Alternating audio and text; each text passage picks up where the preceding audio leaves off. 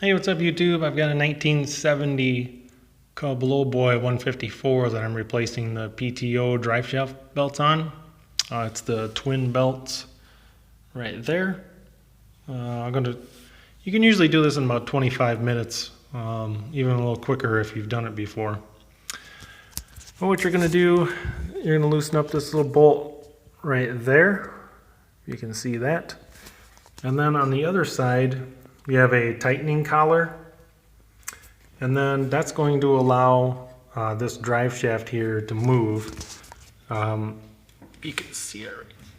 You can see how I can move it. The new belts don't move hardly at all, but that allows this pulley to come in and loosen the belt. So the one screw right there, and then your tensioning bolt right there. That will allow that to move. You don't need to remove this bolt right here. I thought I could slide this back and forth. I might be able to, but it seems to be kind of seized up.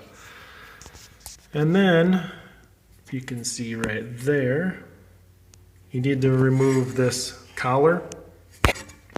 There's 4 bolts that hold that in place.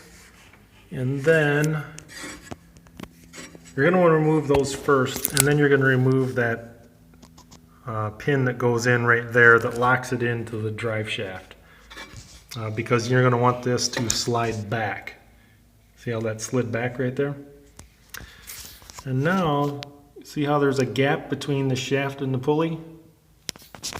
The best way, loop the belts around the bottom of the pulley first, and then you can spin it around the top pulley. And then I usually get one on and kind of put it back over here, get the second one on. You're going to want to get this front one on first, and then bring the back one on second. If you want, you're going to have to rotate it a little bit because the belts are so tight. You can take your spark plugs out and your motor will rotate a lot easier. Or you can clamp a set of vice grips on right here, and then you can rotate it that way and spin your belts on. Like I said, under 20 minutes. You got 1, 2, 3, 4, 5. You've only removed 5 bolts. Granted, as long as you're not counting this cover.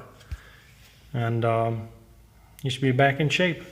You're going to want to tighten that up first. I have to look in my service manual to see what the tension is. I think it's 1/16 deflection. And then you just tighten up that one bolt there, put your 4 bolts back in your bearing support, and then put your drive shaft pin bolt back in, and you're done. Pretty simple. All right, guys. Hope you learned something, and thanks for watching.